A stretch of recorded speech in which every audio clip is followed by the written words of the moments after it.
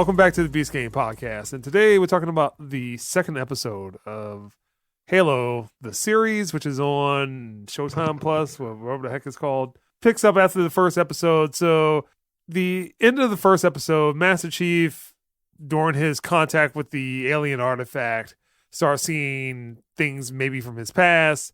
He's supposed to take out the person that he's escorting back to UNSC, but he's supposed to kill them. He defies the orders and then runs off. You kind of have a flashback with him and what is supposed to be Bokeem Woodbine's character. That Bokeem Woodbine's character wants to leave because he's been experimented on in the Spartan program. He doesn't believe in it any longer. John wants to leave also, but then he has like a change of heart as they're leaving and then pulls a gun out on the person that's supposed to be Bokeem Woodbine's character, a younger version of that. The episode progresses to where he goes to find Bokeem Woodbine's character because he believes that he can pass the child that he has off onto him to keep her safe because, again, he's still supposed to kill her. Matt, how do you feel about this episode of Halo? The show is horrible. It doesn't follow anything. The character itself is being massacred as far as his ethical dilemmas, opposite of what made Halo great. Yeah. So whatever made Halo great, let's do the opposite of it, and then add a new character that no one even cares about, and try to humanize it. This is not what Halo is about. Just stop it. I probably won't watch episode 3. This episode was just as worthless. They need to stop it.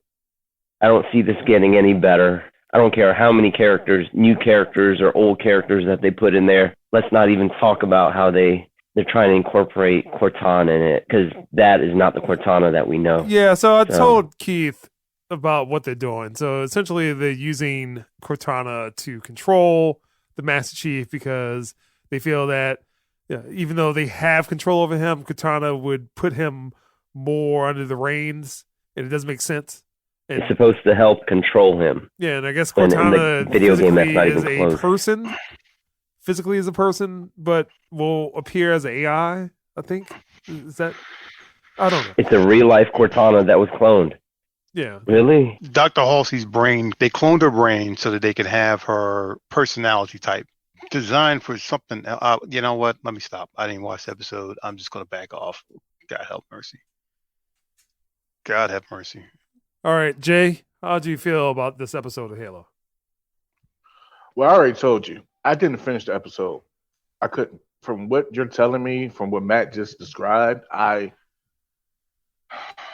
can't do it, man. I love you guys. I love the podcast. I can't fucking do it. I can't. All right, well. It's just bad. It's just bad. Yeah, so I'll just step in. I figured out what they're doing. And all it is just the Bourne Identity. The first 2 episodes is just nothing but the Bourne Identity. How is that? So you have the soldier that has been put under mental conditioning. Once their programming is broken, the government doesn't understand what he's doing. They're supposed to bring him back home. You want him to check in. At the end of this episode, which is completely stupid. So if this already wasn't going off in a bad direction, the first episode had him, hey, I'm here to protect this child that is basically an orphan. And he's supposed to kill him, says no, we run off. And at the end of the episode, he goes back to the UNSC. Like, I don't understand. So why would you even put that arc, even that little small mini arc, into this story when his motivations are completely opposite of what's supposed to happen? And then they already are kind of pushing this whole Cortana thing as, well, this is the way that we keep him under control, and then I assume they'll form some bond and she'll really reveal what's going on. And all this conspiracy, this overly complex set of government that now the UNSC, they're basically planning puppet leaders in certain regions so they can have further control. I'm like, we don't want this. We don't want this. I don't want it. Doesn't it become irrelevant when the Covenant finds and rapes everything? Because that is the core problem, is that there's too much focus on these other characters that aren't Master Chief and Cortana. That's it. So all this political intrigue, It's not going anywhere. It's not going anywhere. There's no reason for it. There's no purpose for it. And then even if you look at this, I think out of the season, what are you going to do? Because you've already done it in this stupid season. It is just boring. I was already bored maybe 10 minutes into the episode because first, Master Chief, his helmet is still off when the episode starts. And not to mention, his helmet is off. He took off his armor. His helmet is still off. When they reach Bokeem Woodbine's character, is like Fortress Palace. He's part of the resistance now type BS. So you got that more of the activism stuff that has to prevail itself in any current TV show. That someone has to be, well, I know what the government's really doing. The government is doing this. Then you have to have the weird, wacky character that has to overtalk, which also shows up in this episode because they have to figure out what's going on with the artifact. John doesn't know, but then he rolls up on somebody. It's like, tell me what this is. Like, huh? Like, Master Chief wouldn't do that. How's anybody supposed to know what that? I'm like, how is Bokeem Woodbine keeping prisoners, first of all, if he's part of the resistance? But nevertheless, there's one prisoners can get in and out of those things too. I don't know if you saw, there's no locks on any of them. Yeah, so what happens is that there's one person that they have in custody in the Bokeem Woodbine Palace of Freedom. They go down to see him because he's had some interactions with the Covenant. And he's basically just rambling on, oh, there's all this stuff. Oh God. Oh, no, they're doing this to me. I was with them. Oh, they experimented on me. Hey, can you just tell us what this thing is? He's just going on this whole ramble rant, forces John, Master Chief, to touch it. And then it sends out this pulse, this shockwave through the prison. And then he sees his memories again. What I also found atrocious from a dialogue standpoint. So the Spartans were super enhanced soldiers. So Bokeem Woodbine's Palace of Freedom, he has a wife and he has a son. And the Master Chief says, I didn't know we could have children. Like apparently, hey, it doesn't matter because it happened. It doesn't matter because it happened. He's looking at his son. He's like, this is my son. This is not my ward. It's not my foster child. It's not my adopted child. My progeny. And he's like, I didn't know we could have children. It doesn't matter at this point. Dialogue is bad. Wait, he's screaming about what am I? What the? Yeah. Wait, they made you the product of the ring. What the fuck? Oh, God. Never mind. I can't. Yeah. Do y'all ever get like a Mandalorian vibe? It is. It is because you Except have him with a teenage girl. Wong Ha, whatever her name is. Baekdu San from Tekken. I don't know.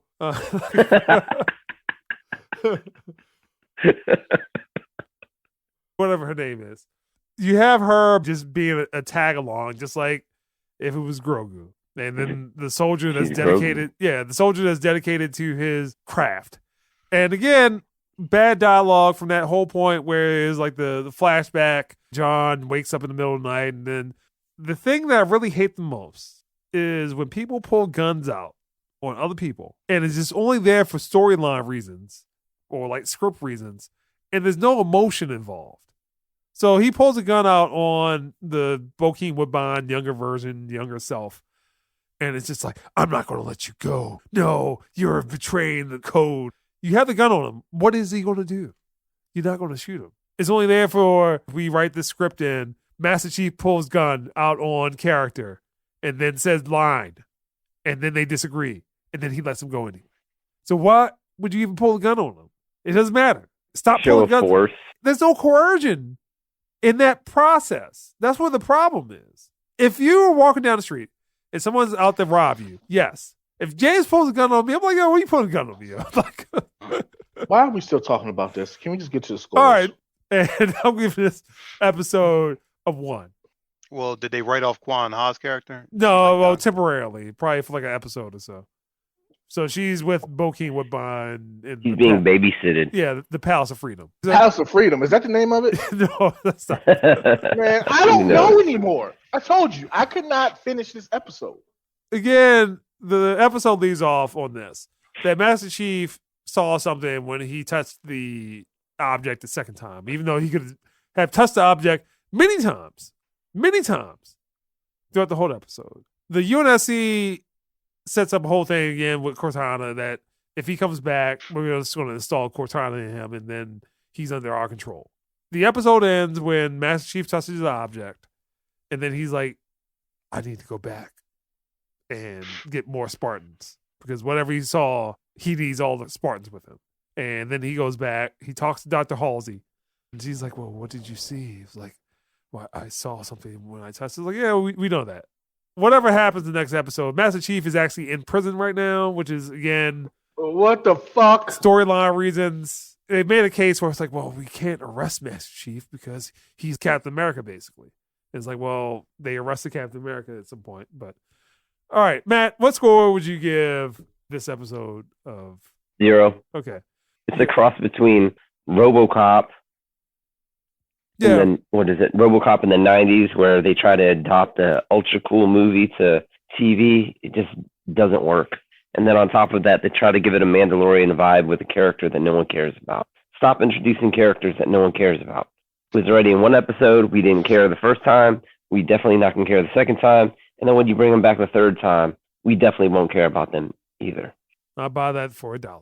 Did they show anything about that blonde haired Covenant girl? She shows up. Was in it. Yeah, she shows up stripping. like another scene talking to the Covenant, and then her haircut reeks of look at our wokeness. So I'm going to give this also a 0. Pablo Schreiber's been out there basically defending the show, which, hey, if you're working on it, go ahead, do what you want to do. I think my problem with this, from a structure standpoint, that you destroyed the structure of what made Halo Halo, and then you're trying to remix the structure in the fashion that you would want to create a TV show that wouldn't be about Halo. And it doesn't make sense. And it's wrong. So that's where my problem is. I think we brought this up last week, but they're just making a show and using Halo as a vehicle for them to further their careers or whatever else, get another showrunning job. And that's really all it is. It doesn't matter about any of these characters. It doesn't matter about their motivations. The motivations are off. And this is only 2 episodes in. That first 20 minutes is what you should have. Then all it turns into is a whole bunch of now political intrigue. The UNSC is a corrupt government that wants to impose their will, but then you also have the Covenant. So what is the point of having these dual villains and then Master Chief in the middle of it being conflicted and I don't know who I am. I don't know this. I'm like, yo, what have you been doing since you've been in the Spartan program, dude? What have you been doing? Beast Game Podcast. I'm done. This show will get a 0 and the whole series gets a 0. I don't need to see the rest. I'm done. We'll just end it on that. James is done.